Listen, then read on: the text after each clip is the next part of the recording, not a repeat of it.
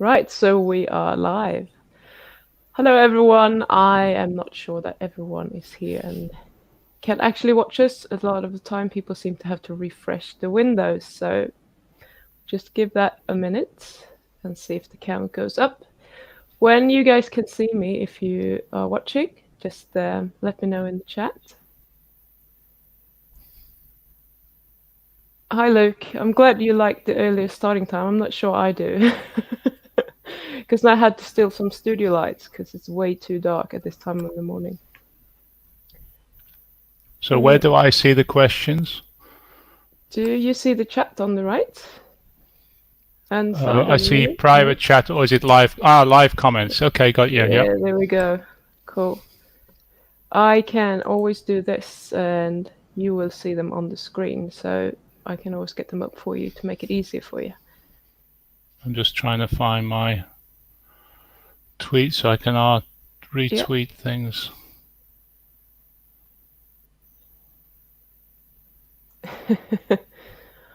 I tried that yesterday, Osma. I was out kayaking all morning. That was awesome.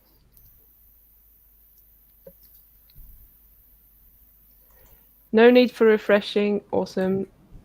Evening, Nick. Here's another Finnish fellow watching us. I know you're not Finnish, but you live there. Well, I am actually. I'm dual national. Yep. Okay, there we go then. Hyvää iltaa. Onko se Osma Reittu? Tervetuloa vaan. There we go. I don't understand a word. Hello, Luke. Has your logo changed? Yes, it's very, very slightly, hasn't it?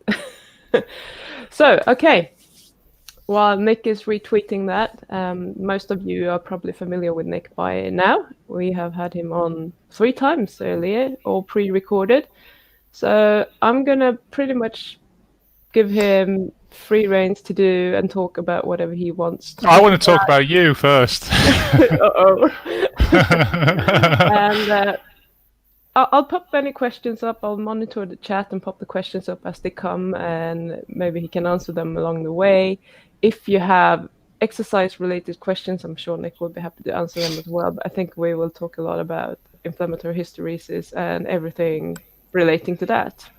Isn't that correct? Yeah, that's right. And we were just talking before we came on air that the two things really that I wanted to discuss. I mean, all those are obviously up for discussion, but your particular last couple of videos about your HOMA-IR and craft, I thought they were good. Your HOMA-IR score 0.5, fantastic. I talk about inflammatory hysteresis in that sticky zone of 1.0 to 1.5. But I'm getting to see now amongst my wife, for one, and then a couple of other clients that HOMA-IRs of closer to 0.5. And as we discussed, mine is 0.8. And I think it's just my theory, it's just my hypothesis that I think on the evolutionary scale, if we haven't damaged ourselves, I think a lifelong score of 0.5 is where it's at. And you are, I think you said you're 42, 43, and you have a HOMA-IR score of 0.5. I bet you, if I'd known when I was your age about HOMA-IR and I'd done it then, I bet you I wouldn't be anywhere near as good as you were at that age, because I was severely overweight and all kinds of inflammatory issues. So well done on that, because you now enter your 40s with a great score. You just told me your waist height ratio of 0.49. That's also excellent. So, you know, keep it that way, and keep monitoring at least. I mean, I don't know how often you plan to do bloods, but at least once a year, do your HOMA-IR and follow it and stay on top of it. Will do. So yeah, I was a little bit worried about my waist to height ratio there, because I just told Nick that as I've been aging, when I put weight on, it has gone from my thighs and my hips up to my belly. That's usually the way it moves, at least in most women, but men too, I would say. But they usually don't put much weight on their legs in general. So the other thing I wanted to maybe discuss while people are thinking of questions is Kraft versus HOMA-IR, which you talked about in your last video, which I thought was very good. I don't know if that graphic is still available, whether you can put that up on the screen. Is it convenient to put that up?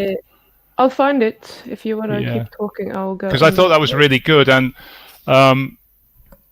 that only showed insulin though, which is okay. But I don't know if you've seen this book. This one I've just come in with me. I've just started reading this. This is all about Kraft, written by Kraft himself. Cool. Thank you. And all the graphs are in there about what you talked about. You showed the insulin. I think it was only insulin response. Don't forget, there's also a glucose response. Yes. And so that is quite important. But the main themes were covered in that graph. And of course, the insulin is very important. And the thing with that graph is that at time zero right on the left there, that's it, beautiful. Right on the left there on time zero on the x-axis.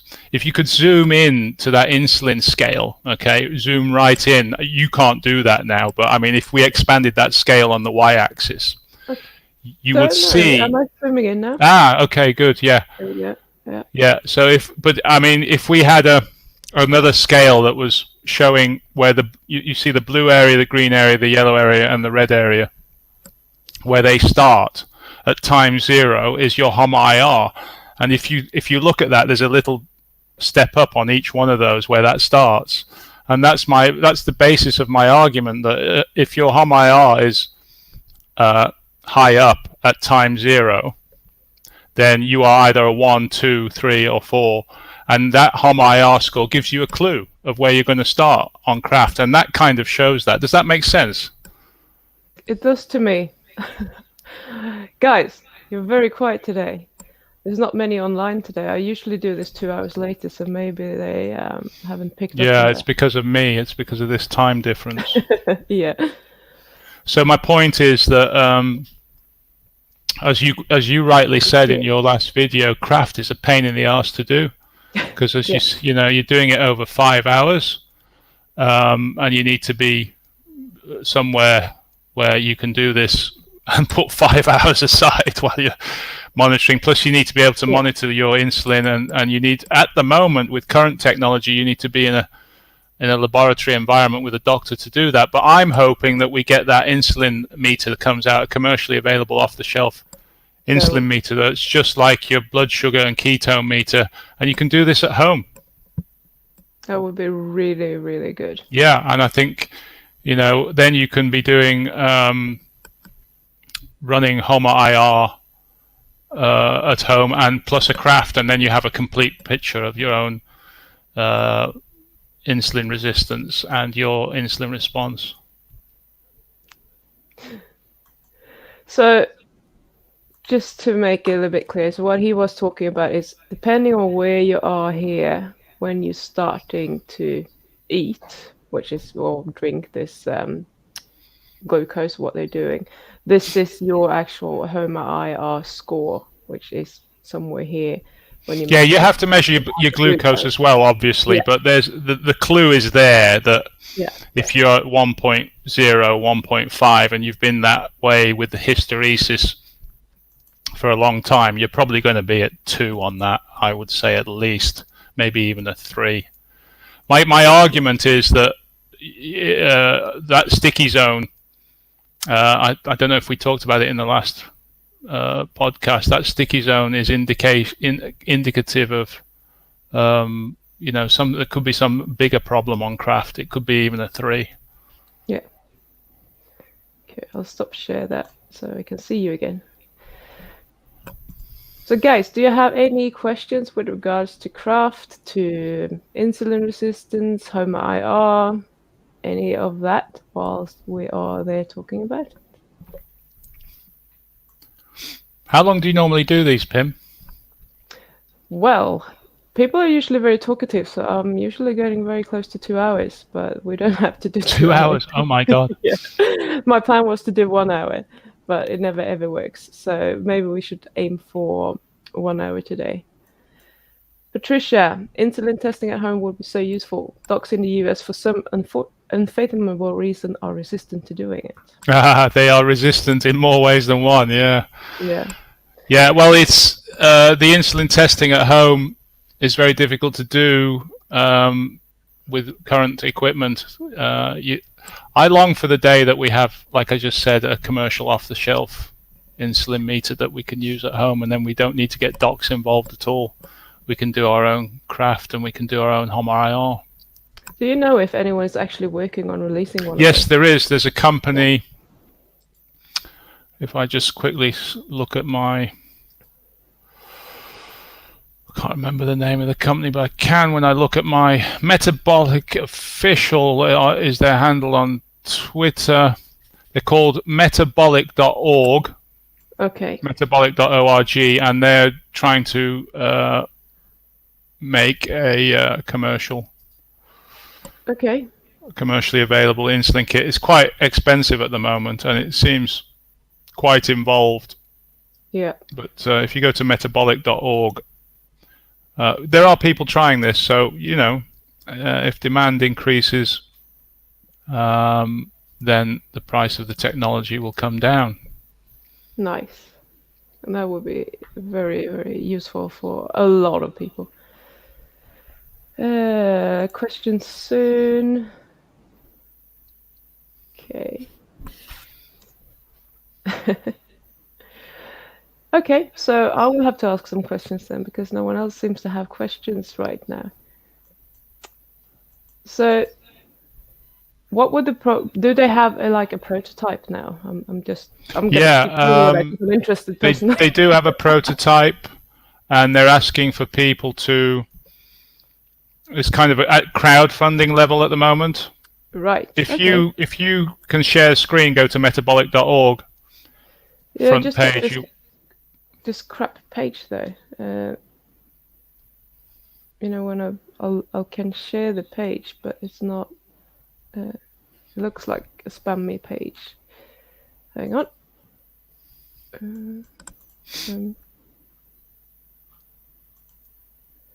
I'll go here. They're also added C-peptide as well. Okay, that's good. You can do both. So I just get to this page. I don't know if that is the page. It doesn't look like where I want to be. Metabolic. Oh, sorry, metabolic. Meter as in glucose meter, metabolic. Oh, okay. Sorry, my fault.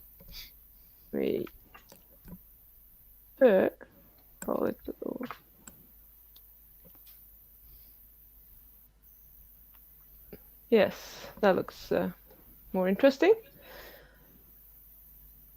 Okay. So you can actually crowdfund this, and Can you share it? Is it not shared? No, I can see the old metabolic. Oh, really? Interesting. Probably need to just change tabs. I can't change tab because I changed the address, so I'll reshare it.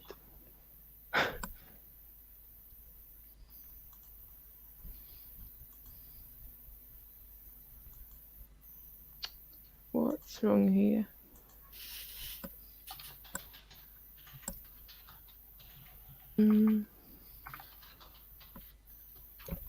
But while we are screwing around, maybe there will be some questions. Now I can't even reach the page. Hope my internet hasn't dropped. Am I still there? You're there. Maybe I can share it. Yeah, because now I can't reach the site for some reason. Oh, yep, I got it. Or have you got it yet? No. I had a block issue on sharing. I don't know why. Okay, I'll do that then. Here we go. Yeah, that's it. So if you scroll down there, you will see that they're crowdfunded, I think, and it's not cheap at the moment. It's over $1,000. Right. Yeah, that's the thing there, just above that graph. And I think they take quite a bit of blood as well. It's more than just a pinprick. So go up a bit. Yeah, there's the device. And you can join the cohort. It's about €1,000, I think, something like that. It's not cheap, but Yeah. these things are just starting out, and it's a step in the right direction. Yeah. So if any of you have too much money, you know where to go and support a good cause, pretty much. But that's interesting. It's very interesting, and I'm hoping that I'm sad that I don't have €1,000 to throw at that, because I would definitely do it. I absolutely think it would be worth it. But yeah, I hope that they will get somewhere. Yeah, me too. It would be, a major breakthrough. It would allow people like me to push forward the agenda that I'm selling. This insulin resistance. It would allow me to get much more hands-on data very easily with my clients. Yeah. For one, and other people. I'm not just interested in my clients. When it comes to insulin resistance and inflammatory hysteresis, I want to get as much data as possible. So anybody out there who is interested in this subject, please go to my forum, which is at lihfliving.com. There's a free forum there where you can chat and upload or discuss your data, your insulin resistance and stuff like that. I want to know things like age group, sex, how long you've been insulin resistant, or if you don't know that, if you've just found out that you're insulin resistant and how you found out, etc. So, this isn't just about me and my clients. It's about trying to expand the knowledge of pre-diabetic insulin resistance, which is massive, I believe. It's huge. It would be interesting to actually know how many people are having hidden insulin resistance. Well, I think you'll be shocked. I think so. I think we'll be shocked. Well, if the official statistics for the United States are 40-year-olds who have diabetes are like 65% of the population who are hyperglycemic, then I would say we're looking at probably 70-80% who are hyperinsulinemic as well, resistant. And then we're not even looking at the younger age groups in any meaningful fashion. I would love to start looking at people from their teenage years. Yeah. I mean, that's scary numbers, I think. Very scary. But you see, if we had one of these devices that people got used to using and were happy using, then you could make them sell them in a cool color for teenagers. This is cool, and try and market it as such. And then, hey, what's your insulin resistance? Hey, I'm 0.5. What are you? Oh, you're 1.0. You need to work harder on getting your insulin resistance. That there's all kinds of ways you can sell this, but it's not going to work unless and until we have something that we can buy off the shelf. Yeah. I mean, it just goes to show how species inappropriate we're eating, actually. Yeah, and that's it. You see, my argument has always been: don't take my word for it. Don't believe what I'm saying. Go and find out for yourself. And we need to have something that allows you to find out for yourself, rather than having to go to a doctor's and going through all that rigmarole.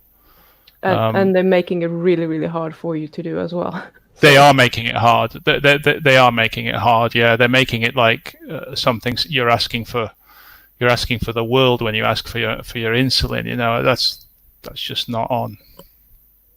Thank you so much, Romu. That's very sweet of you. I appreciate that. What does that mean? Romu, Canadian dollar, $13.90. Has he just paid you? Yes.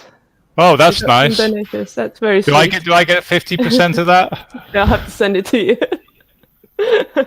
Well, after YouTube takes their 50% or whatever they're taking. It's okay.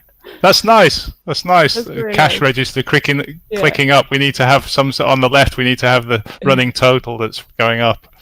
Yeah, I wonder if you can do that. Yeah, I was monetized a couple of weeks ago, so that's nice. And now I get some revenue from playing ads on my YouTube channel.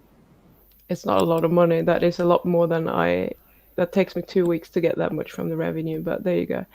No, it's So nice. I did see a question here. So Shell was asking, how can we go about what we have, a blood sugar meter?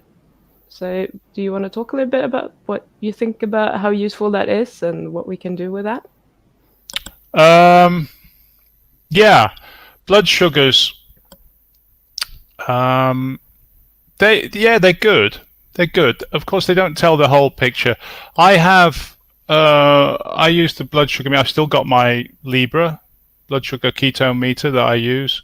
I haven't used it for a long time because I've gone through that phase of testing and I'm not running any trials at the moment. But what I did discover with my blood sugar was that I have very high fasting blood sugars in the morning, over 6. And a comment on my bloods from a colleague of mine called Phil Murray, who is a follower on Twitter. He got in touch with me when he saw one of my podcasts with Fat Emperor. What's his name? I forgot his name. Ivor Cummins. When he saw that, he got in touch with me and he said, I really like your idea about inflammatory hysteresis. And his comment about my blood sugar was that it was quite high. And it is in the mornings, it's quite high. And so, if you've got high blood sugar readings in the mornings, I mean, there is the dawn effect, of course, where they're high anyway, but mine was over 6 and was regularly over 6. And I did post that in my inflammatory hysteresis post and commented on that. And his comment was that it's quite high as well. And that kind of falls in line with my 0.8 HOMA-IR that I talked about. Yeah. So that kind of, the blood sugar meter flashed an amber warning light to me to go and do HOMA-IR. So in that sense, I suppose it's a good thing. Yeah. But it doesn't give you the full picture. No, I guess you could say that there are 3 stages. So the first, or not the first necessarily, but before you start getting the high blood sugars, you will have increased insulin for most people anyway. And that's what you won't see. Oh, I've just seen on the right above the comments, there is a running total of money coming in. Yeah, there's a second payment coming. Yes, but they don't have the total amount. Oh no, but that's very nice. Nice to see. Nice to see people supporting. And with that one, we actually have a question. So thank you so much, Sarah. I really appreciate that. Do insulin-resistant cells ever become non-resistant? That's a very good question. Well, if you believe in inflammatory hysteresis, it's yes and no. If you have reversible inflammatory hysteresis, they will become non-resistant. If you have irreversible inflammatory hysteresis, I'm afraid there's probably some bad news and they don't. So shall we test some blood sugar just for fun? I have my meter here. Is it first thing in the morning? Have you eaten? No, I haven't eaten, but I ate quite late yesterday, so I don't know. What time is it there? So it's 7:24 a.m. 7:24 a.m. You've put nothing in your mouth? No, not since maybe 7 last night. Okay, well, let's see. Be interesting. Let's see. Okay, Osma has a question. Can you read that? Well, I'm getting some support. Yeah, one thing popped into mind. What was this Estonian lab that made cheap blood work? Osmo Reitu, hello, terve. Suomeksi Synlab Tallinnassa. Synlab on saksalainen yritys. Ja sä voit mennä sinne ilman varausta ja sä pääset sinne suoraan ja sä laitat, siellä on lista siellä tiskissä ja sä voit sanoa, että mä haluan näin testit ja saman tien saat ne 5 minuutin sisään. Pääset sinne koppiin ja ne ottaa sun verenkokeet sieltä ja sama päivä saat tuloksia. So for us Finnish people, we can just talk amongst ourselves, I guess. That was basically go to SynLab in Tallinn, walk in, tell them what you want, and that's it. Okay. Same day results. So that takes 5 minutes to say in Finnish and 1 in English. Missäs päin sä oot, Osma? Oot sä Helsingissä? Okay, we have another question. Does insulin resistance always rise as you age? Good question, and that's one thing I would like to find out, especially now with Pim. Pim is a very interesting case because she has just produced a fantastic HOMA-IR score of 0.5, 0.6, and I'd love to track that throughout her 40s because this is a crucial age now for everybody, especially women. As they come to late 40s, menopause and all that sort of thing. I'd love to see Pim's HOMA-IR as it goes, as she goes through her 40s. And given that nothing else changes, that she doesn't go onto a crap diet. Given that she's... Oh, sorry. The thing given is that you're doing this... After you, ladies first. Okay. I've been a sugar addict for all my life. Actually, it is high for me. It's 5. Oh, come on, that's perfect. 5.1 or 5.9? 5.1. I'm usually around 4.2 fasted. Well, mine's 6.2 in the mornings. Yeah. So this is why, so that's great because that shows the difference between you and me. Your HOMA-IR is 0.5, mine is 0.8, and I believe I have some inflammatory hysteresis from my 40s because I didn't live as clean as you did in my 40s. Far from it. I had a terrible 40s in terms of lifestyle and nutrition, and that's why I think, I hate to say this, controversial it might sound, I think I might stay on metformin for quite a bit longer. Okay.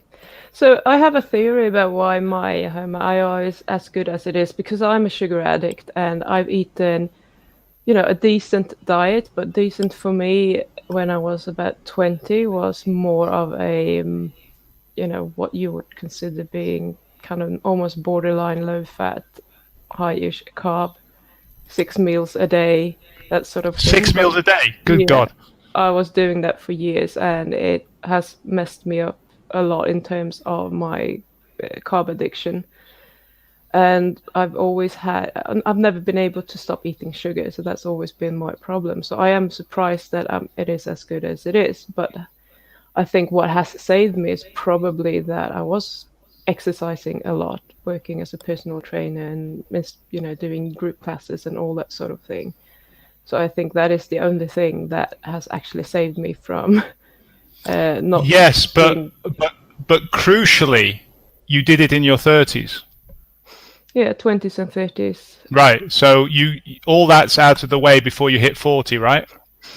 Well, I'm still eating sugar every now and then. My goal. Yeah, but you're not doing as much, right? No, not as much. No, absolutely not. No. So, and you're not. Are you drinking? No, I never have been. Really. Right. So I was drinking heavily, and I think that damaged my liver as well. So you don't have any of those issues.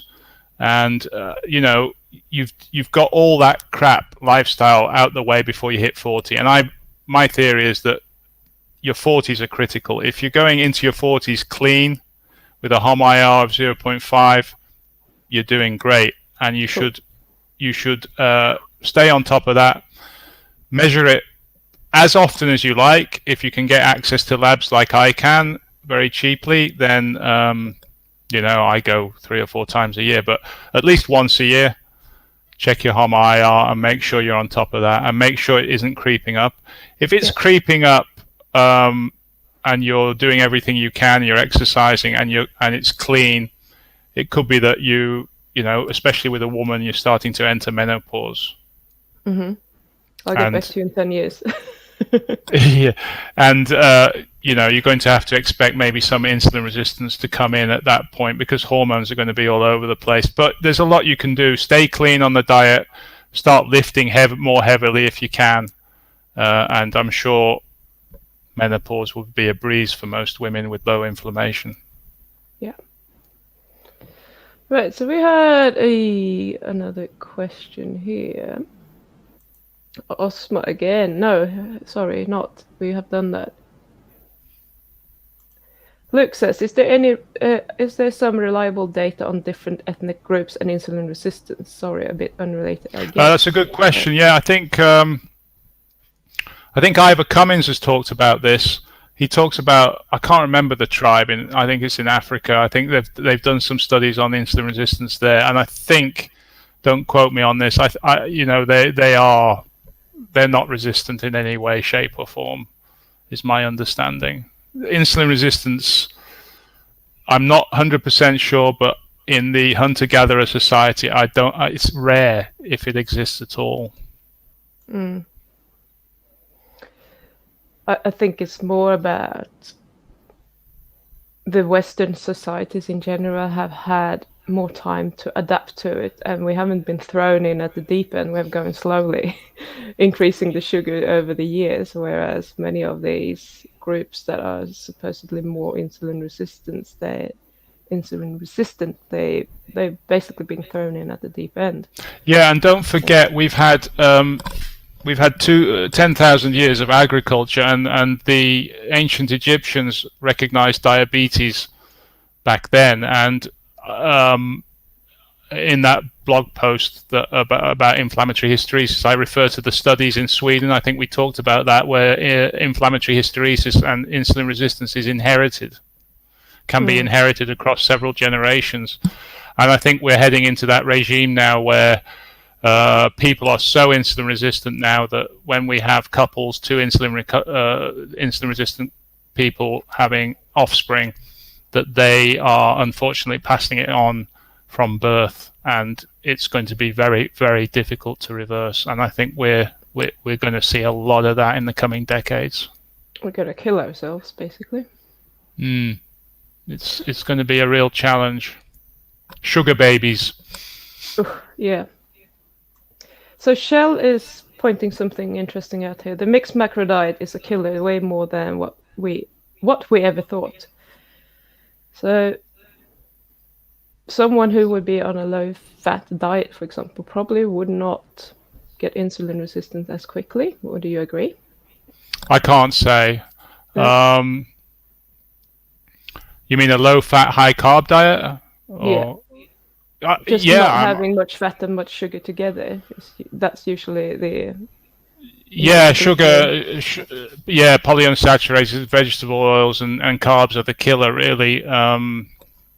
You see, I haven't tracked this. I can't say what the trends are. I can only look at studies, and I can only look at what the data I have in my clients. So I can't point an absolute finger to what is causing insulin resistance. But I think we all pretty much know, avoid the seed oils and avoid the carbs, especially together, and you're more than halfway there, I think. Yeah.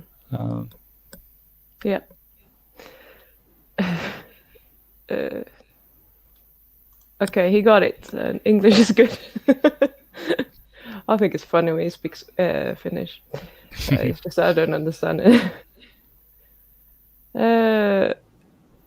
Okay, so MathFast says 5.1 is a bit over 19 US units. Yes, that's probably correct. I never remember what the US units are. Stick with European millimoles. Yeah. Osma says my average has been around 4.7 at morning. Sometimes that's very good. 4.1. That's very good, Osma.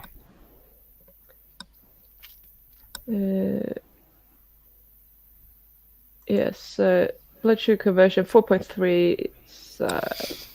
78. Yes, that's usually slightly lower than that, I guess. I'm anywhere between 4 and 4.3, something like that. Yeah, well, you see, I'm very high. As I said, if you look at my study on the hysteresis blog post, I published all my blood sugar readings there, and they were quite random across the metformin trial, but it certainly pushed them down. I had my lowest ever blood sugar reading on metformin, and it was about 4.3, I think 4.5. Right. I've never had that before. Well, and when I came back off metformin, everything started to creep up again, including my HOMA-IR. So I believe I have some inflammatory hysteresis present at 0.8, and I don't think that 1.0 should be our cutoff. We can't say that just because you're below 1.0, you don't have inflammatory hysteresis. No. I think we need to reconsider and recalibrate that HOMA-IR, and we need to do some studies where somebody like me with 0.8 HOMA-IR is going to go and do some craft stuff to just find out what's actually going on. I wouldn't be surprised if I'm a craft 2 at all. Well, that's actually quite an interesting point with regards to many things, that you think that anything under 1 isn't actually good enough. And I think we do that with a lot of things, like blood sugar to start with. I say, 5.1 is high, but that's well within a normal range, for example. Absolutely. And we do it with all sorts of tests that you can do for probably all types of inflammatory markers or liver tests or whatever, because we are measuring normal people and normal people who are considered to be healthy, and they're not necessarily healthy. Yes, actually. Yes. You see, people like you and I are opening up the understanding of what's the official language, medical language I'm trying to think of. We're opening up sort of preclinical knowledge where what is happening way before anybody goes to a doctor, and so this is all new ground, what we're talking about here. And it's quite exciting, and I really would like people to start becoming more aware of their insulin resistance. If you're able to get hold of an insulin meter at home and you can do stuff at home, get in touch, and we'll start putting stuff on the forum, because it's starting to expand the knowledge of what exactly we mean by HOMA-IR and compared to craft. And I think we need to revisit that preclinical, pre-symptomatic zone, and doctors need to start having the conversations that you and I are having here with teenagers and parents, and saying, your son and daughter, I'm sorry, by the time they get to 20, there's a very high chance they're going to be diabetic, and here is their HOMA-IR score, which has remained high for the last few years, and we've done a craft which confirms that, and we need to start working on that. But they're not doing that because they're only looking at blood sugars, and they'll only react when they've got a problem with blood sugars, unfortunately. Yeah, that's very, very sad, because it's so preventable at that stage. Yeah, very much so. Okay, so Nesra says, can cortisol get a honorable mention? Yes, of course it can. It's very, very important. Cortisol is a sugar hormone, and that will push up your insulin long term. Cortisol short term suppresses appetite and actually is supportive of ketogenesis. It will get you a short fight or flight response, as it should. But long term cortisol, stress, elevated blood sugar, in effect, a sugar hormone that's pushing insulin up, and is bad news. So yeah, avoid stress at all cost. I'm personally, in my life, I avoid stress at all costs. I spend as much time avoiding stress as I do on my nutrition. Good.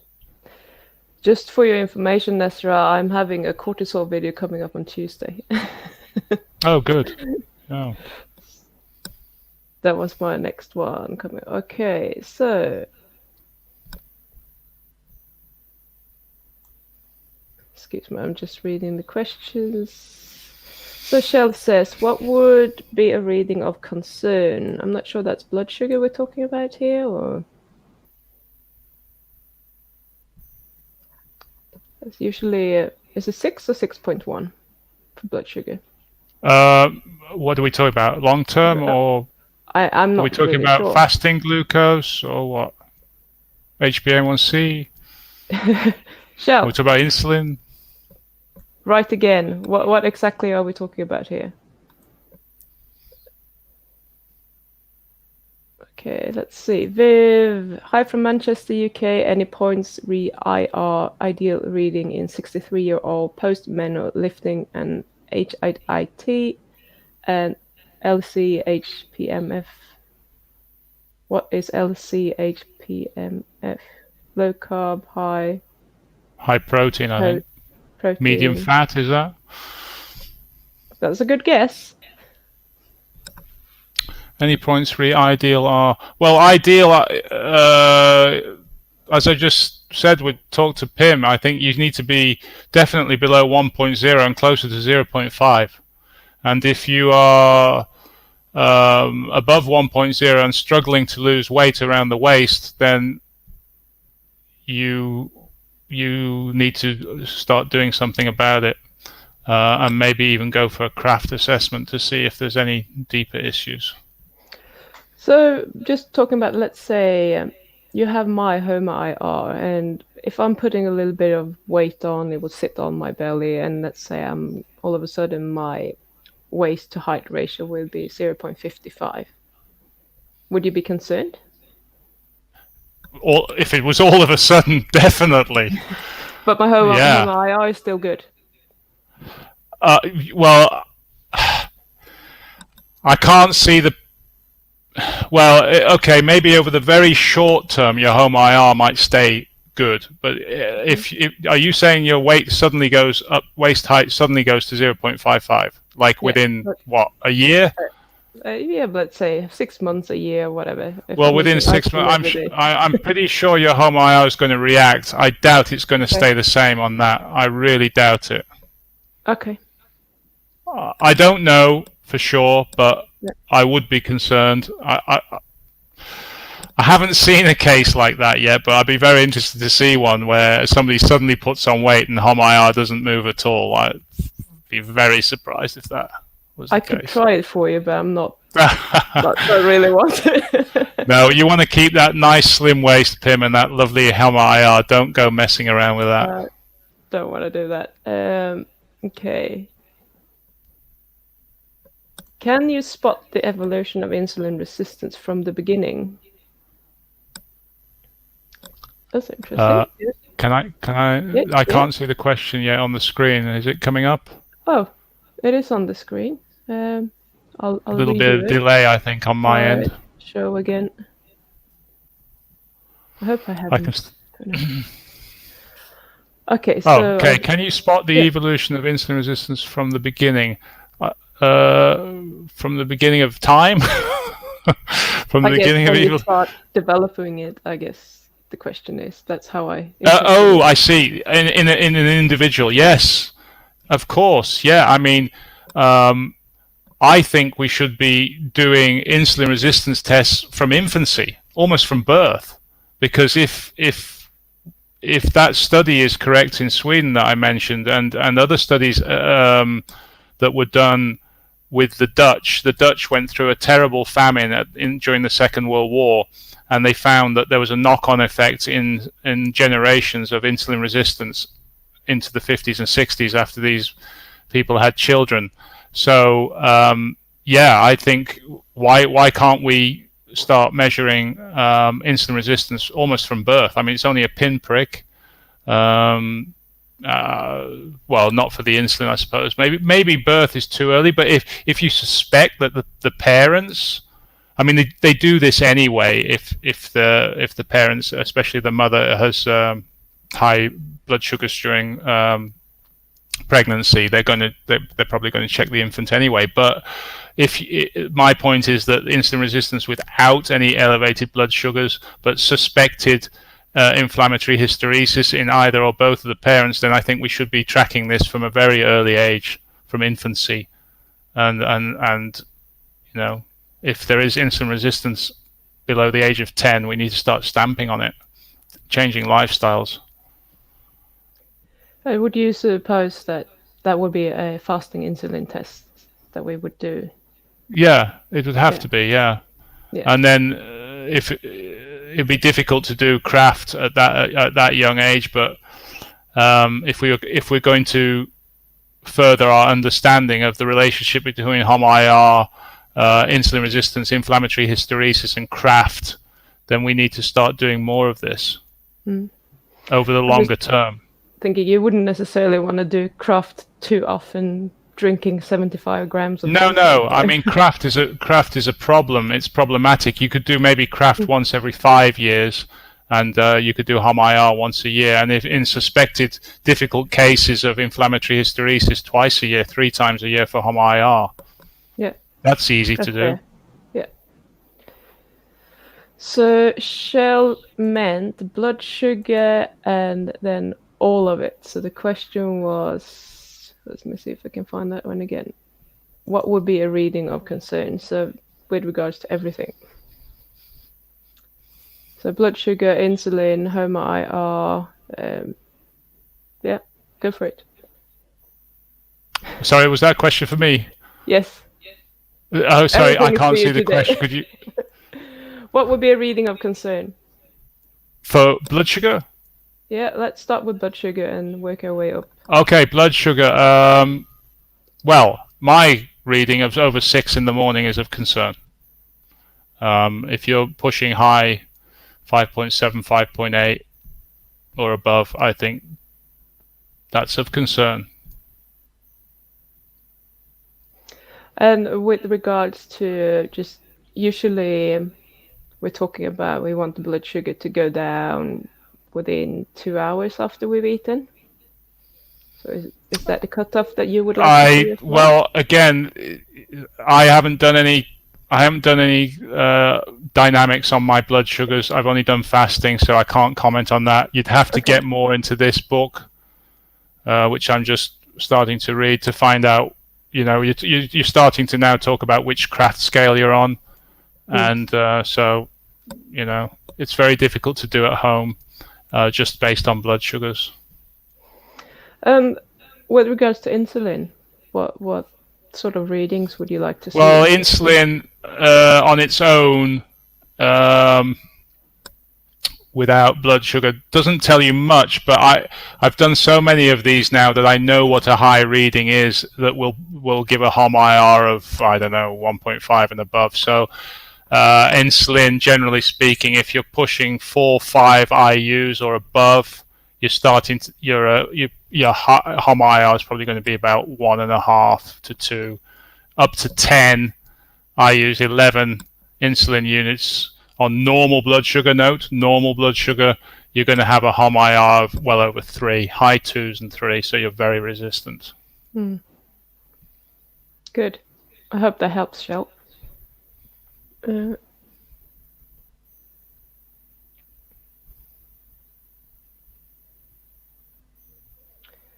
So I don't know if this was a question. I have diabetes in my family, and I had gestational diabetes the last 2 months of my pregnancy. It didn't matter that I was 140 pounds, 5'8", and healthy. Yeah, that's interesting. I was actually listening to. I'm going to see if I can get her on here. There's a woman, a PhD. I think she's a recent graduate, but she's also she has migraines, and she's into ketogenic diets and actually taking exogenous ketones to stop a migraine from developing, basically, when you can feel that it's coming on, etc. And she was talking about diabetes as being gestational diabetes, or diabetes in general, actually, if it's type 2, being an evolutionary advantage, because that way it would protect the baby. That's what she was talking about. Yeah, I don't have the book to hand, but there's a book that I've just read called Why We Get Sick. Have you heard of that? It's all about evolutionary medicine. It talks about that there's a push and pull side on the mother and the baby on blood glucose demand, and the baby is demanding a hell of a lot of glucose during the developmental stage, and the woman has to start pushing it out, which risks her becoming diabetic. And it's a very good read. It's called Why We Get Sick. I forget the author's name. I can Google it quickly. I'll have it here. Randolph M. Nesse. That's the one. And it's a fantastic read. If it's absolutely brilliant. I recommend people read that, and especially about this gestational diabetes and the push-pull between the fetus and the mother. And this lady here with this question, she had gestational diabetes. It didn't matter that I was normal and healthy. It is an issue, and there are arguments that it is a natural thing and can give you some sort of evolutionary advantage. But of course, there are limits to that, and you have to be very, very careful with gestational diabetes. So, but I recommend that book. It's really good. Cool. It talks exactly about that. Go read it. Okay. So, any advantage to C-peptide test over fasting insulin, assuming you are not taking insulin? Any advantage to C-peptide over insulin? C-peptide is more if you want to test how well your beta cells are functioning, I would say. I can't see the question yet. Okay. The question says, any advantage to C-peptide test over fasting insulin, assuming you are not taking insulin?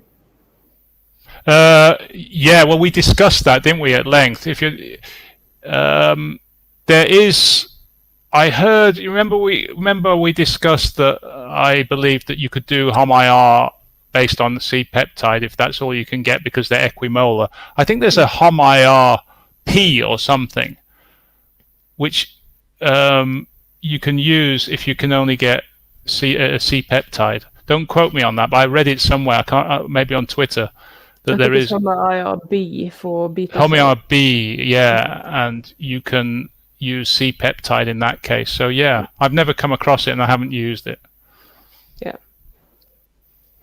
But the thing is, the C-peptide, since that is a byproduct from when you're cleaving the insulin, the proinsulin, is that it will remain in your blood in the concentration that you are producing the insulin, whereas the actual insulin is the amount of insulin that you have that is active and can help you with storing the glucose, because it has to go exactly through the liver and metabolizes. A lot of the insulin that is there will be metabolized before it actually can do its job. So there will be a difference in the readings, and therefore C-peptide is better for measuring how well your beta cells are actually functioning and pumping out that insulin, if that helps. Makes sense, yeah. Okay, so Nesra says, learning about epigenetics and gene expression is useful. Yeah. Sure. I might have missed something. Okay, so Honest as Fuck says, I also have migraines, way less on a fasting regimen and low carb. Yeah. So I find that as well. My mom she's had headaches, and when I grew up, she was eating painkillers every morning, every day of the week. My sister has migraines. I've always had, since quite early, I had headaches, but not migraines, pretty much 4 times a week, at least. And as I got older, when I started doing keto for the first time, I almost became headache free, but now with age I seem to get more migraines actually in relation to my period, and more so if I have been cheating a lot. So I do also find that it does help with the headaches in general, but not necessarily with the hormonal ones.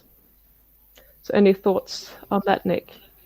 No, I'm not an expert on that at all. Migraines are very complex, the way they work, and they seem to be very individual. Yeah. You have to find what works for you, and the science for migraines is so vague, and some say it's a cardiovascular thing in the brain, some say it's down to diet, nutrition, stress. I think it's a combination of all these things, and you have a lot of trial and experimentation to see what works for you, and certainly nutrition must play a part in that. Yeah, I mean, my migraines can also be triggered by heat if I have a hot bath, for example. I've all kinds of triggers, kinds of triggers. But hopefully I can get her on, because she's very, very interesting as well. So leaving that now, and we're jumping over to Rumu. Would I be correct to assume Rick, I guess he means Nick, is not low carb or carb free? Just wondering in terms of how fast a carb free diet corrects insulin resistance. I'm predominantly meat.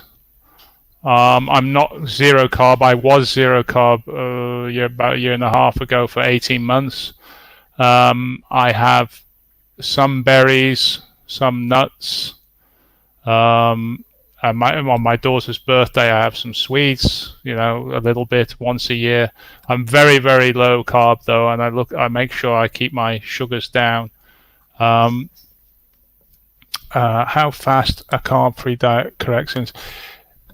Well, it depends on how long you've been insulin resistant. If you look at my blog and Client A, the story that we talked about with Pim a few podcasts ago, 50-something woman who was clinically obese came to me, Ultimate Fitness, to work out and go onto a low inflammation diet. To cut a very long story short, it took us 18 months to return her to insulin sensitivity from a HOMA-IR score of over 3 or 2.9, very high. It took 18 months of very strict diet, and she ended up on carnivore diet, and she still is. And it took 18 months before we got her HOMA-IR down to 0.9. Now, that is good, but in the light of the conversation we've just had with Pim and my HOMA-IR 0.8, I think it could be better. But it's still an amazing achievement to go from 2.9 to 0.9. Technically insulin sensitive again, but it takes a long time, and that's that hysteresis effect I've talked about many, many times. She had deep inflammatory hysteresis because she was going through these critical 40s, in your 40s and 50s, overweight and obese, and so it took a long time to reverse. So it's not an overnight thing. That's the hysteresis effect. That's inflammatory hysteresis. Yeah. We need to keep that in mind. If you try something for 2 months and you don't see much results, absolutely don't give up. Don't give up. You may. My conjecture, my hypothesis is that if you do have a very high HOMA-IR, you will almost certainly see a downturn within the first few weeks, months. You'll see it drop to, if it's 2.93, you'll probably see it drop to 2.5 within the first few months. But that's a good sign. That's telling you you're doing the right things. But don't expect it to return to 0.9 in 3 months or less if you're in your 50s, especially if you're a perimenopausal woman. It's not going to happen. Cool. I'm actually going to, because it just popped up in my head here, and I want to hear what you're thinking about it.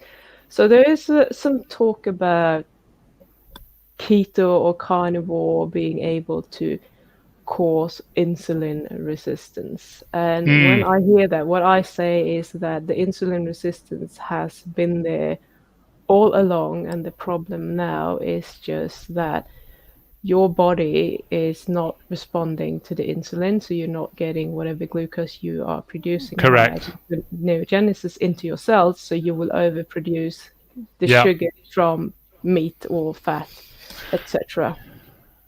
What do you think? Yeah, it makes sense. I mean, you need to have a before and after. I don't have any befores for me. My crap lifestyle, if I'd been measuring my HOMA-IR, if I even knew what HOMA-IR was when I was in my 40s, or even what insulin was when I was in my 40s, if I fully understand that, then I would have been able to monitor things and tell you that, it was crap then and it's better now on a keto diet. It's too early to blame the keto diet or a carnivore diet for insulin resistance if you haven't been tracking it beforehand. We can't say for sure. The keto concept and the raw going for pure carnivore diet it hasn't been around long enough, in the sense that in the modern sphere where we've been able to track things like insulin resistance, there's lots of N=1 people like me and you are doing great stuff, but we haven't been around long enough to be able to make those assumptions. But I think there was another one. I think people posted about this last week on the live stream, and I tried to find it. Apparently it was a woman on Twitter. No, sorry, not Twitter, on Instagram. And when you post something on Instagram, it disappears very quickly, so I couldn't find the actual source. But from what I understood, she had been carnivore for a few years at least, and she has now developed type 1 diabetes. But what I want to say to that is that type 1 diabetes is an autoimmune condition, and I wouldn't blame any specific diet on that. Having said that, if you have a leaky gut, you increase your chances of autoimmune disease massively. But I wouldn't necessarily put that down to a carnivore diet or whatever diet. Even if she had been on a vegan diet, I probably wouldn't have blamed that either. Any comments to that? Or Yeah, I agree. I mean, type 1 diabetes is an autoimmune thing. You can get that at any stage in life, and it can be anything. Could be a virus infection, can give it exactly. can destroy your pancreas. So I wouldn't read anything into that. No. Right, Luke has a question. My father, 54 years old, has difficulty losing belly fat despite training and diet change. Guessing I should really get him to do an insulin resistance test then. Yeah, he's my age, exact same age as me. Definitely go and find out what you're up against. Obviously, get him to make some lifestyle changes. Make sure he's on the correct diet, a low inflammation diet, whatever that is to him. Make sure that he's doing that, and definitely go and find out. Even if he's got normal blood sugars, go and find out how insulin resistant he is, and start doing that with a HOMA-IR check. Okay. There is a bit of talk about migraines now, just because we did that. When you don't want to talk about something, we get there anyway. Hang on.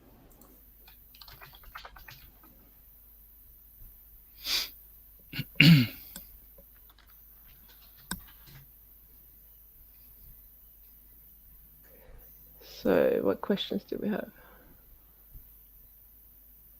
Okay, so Mathfaster says the woman who was type 1 could have been louder before. Yes. Okay. So, do you guys have any more questions? Because we have actually run out of questions now. Meanwhile, I'll just ask you, Nick, do you have anything else that you wanted to bring up? Not really, except a shout out again for my website, lihfliving.com, and the forum on there is for anybody who wants to talk about inflammatory hysteresis and these important issues concerning insulin resistance on normal blood sugar, which we're not picking up. So please go there. It doesn't cost anything to register. It's anonymous. And then just a shout out for my company, ultimatefitness.fi. If you're in the Helsinki area and you want to do high intensity strength training and you want to get your insulin resistance down and your insulin sensitivity up and track all those biomarkers, come and see me and we'll train together. That's it, really. I have a question for you, and I know what you're going to say. What are your thoughts on dairy, Nick? Oh, God. Sit back, relax. If you can't, I'm not going to.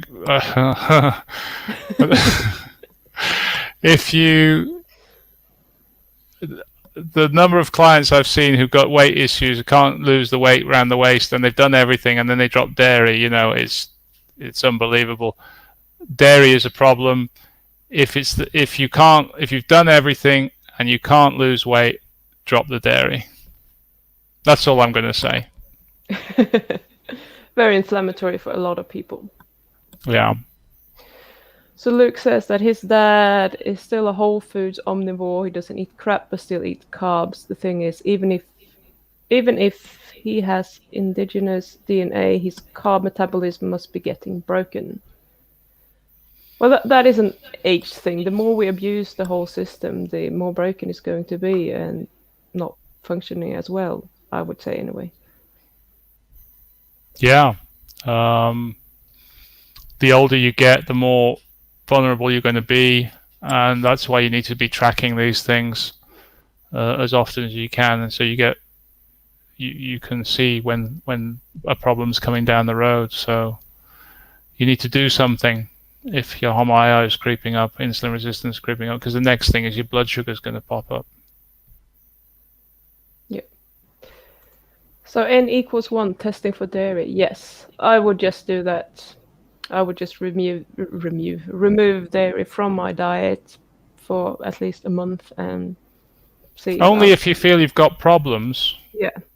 If you don't have any problems, if you're slim, your waist height is good, and you don't have any insulin resistance, keep calm and carry on. You don't have to change anything.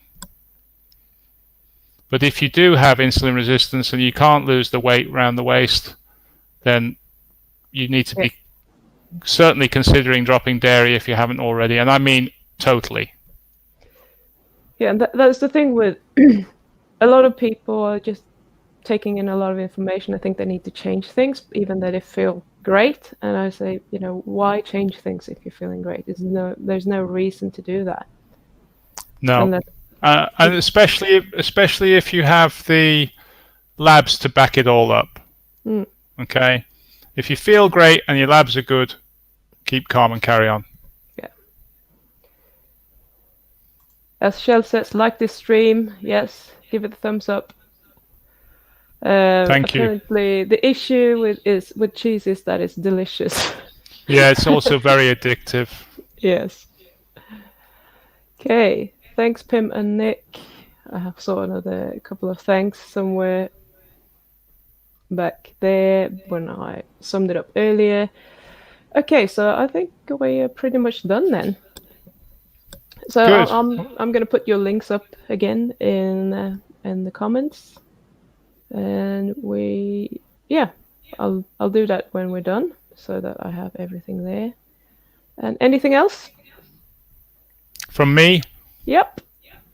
No, that's it, Pim. I enjoyed it. Good questions. Very, very good questions. Very relevant. I think, as I said before, keep doing those great videos. Your last 2 or 3 when you did HOMA-IR and Craft were great, and you're selling the message of insulin resistance, which is good. So keep it up. Awesome. Okay, thank you so much, everyone, for watching, and I will be seeing you again next Saturday or Sunday, depending on where you are. And yes, there will be videos during the week, but I'm going back to my normal time, which is 9 a.m. here, so that will be in 7 days and pretty much 1 hour. So see you then. Bye. Thank you. Bye.